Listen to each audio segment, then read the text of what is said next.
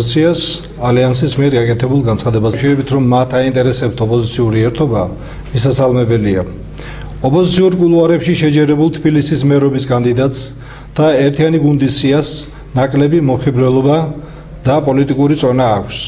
ჩვენ კიდევ ერთხელ ვთავაზობთ ყველას პრაიმერში მონაწილეობას, რომელიც არის ყველაზე სამართლიანი და დემოკრატიული მექანიზმი საუკეთესოთა გამოსავლენად. პრაიმერი უნდა იქცეს მუნიციპალური არჩევნების გენერალურ რეპეტიციად.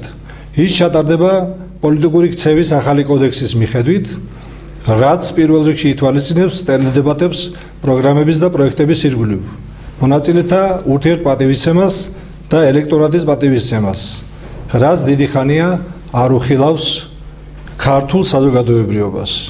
გვერწმუნეთ, ადამიანები პოლიტიკურ ლიდერებად მოსახლეობის შემეცნებაში დებატების დროს იბადებიან და არა კულუარული გარიგებებით.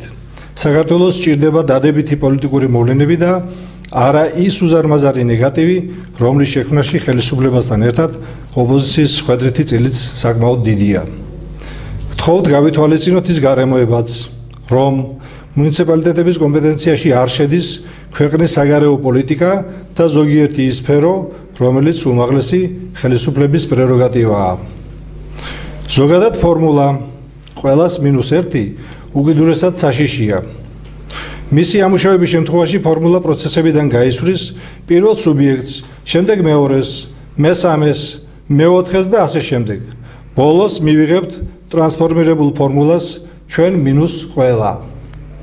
რაც ისევ თავნებობას, სხვისი აზრის გაუთვალისწინებლობასა და ქვეყნის წარუმატებლობას ნიშნავს. მომავლის პარტიის ფორმულა სხვაგვარია. ყველანი პრაიმერში, ვისაც რაიმე სათქმელი აქვს საკუთარი ხალხისათვის და ეგ გაიმარჯვოს ყველაზე ღირსეულმა. მადლობთ.